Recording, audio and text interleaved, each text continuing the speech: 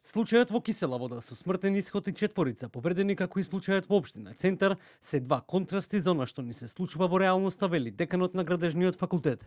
Појаснува дека е дадено и прифатено од општина Центар и од инвеститорот градежната јама да се врати во првобитната состојба. Проблем според деканот е и тоа што во законската регулатива не постои задолжение за проект за заштита на градежни јами и токму од тука настануваат сите проблеми кои што ги гледаме во градежништвото. Потенцира и дека проблем е и тоа што инспекторите се дефицитарни, како што е и случајот со општина Центар, каде што нема соодветен инспектор кој може да излезе на терен и да направи соодветен увид. Меѓутоа, со оглед на тоа што имав увид и во техничката документација конкретно за овој проблем, морам да кажам дека на терен не е изведено согласно, работите не се изведени, заштитата не е направена согласно постојната техничка документација, што значи немало ни стручен надзор на терен, значи инженер со овластување кој е задолжен тоа да го прави, кој што имал шанси да реагира и да бара да бидат изведени работите онака на терен како што се проектира.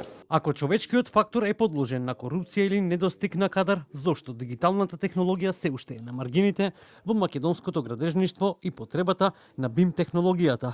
Одговор побаравме професорот на Градежниот факултет Горан Марковски, кој потенцира дека во тој случај технологијата овозможува да постојат и дигитални инспектори со соодветна примена на современа технологија. Ако може сообраќајот во градовите да се реши преку системот Safe City, и еве гледаме дека тоа функционира, и тоа е за поздравување според мене, зошто да нешто слично, многу поедноставно не примениме и на градилиштата во градовите. Имено за секој инвеститор да се задолжи пред да добие одобрение за градење, да постави камери на своето градилиште, кои ќе бидат достапни, односно сликата од нив ќе биде достапна до градежниот инспектор во соодветната општина.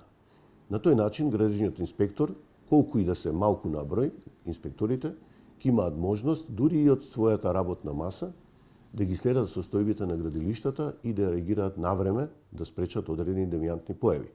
Тоаш веќе нема да има место за оправдување дека ете, бројот е мал и оттаму не може да се врши контрола на градилиштата.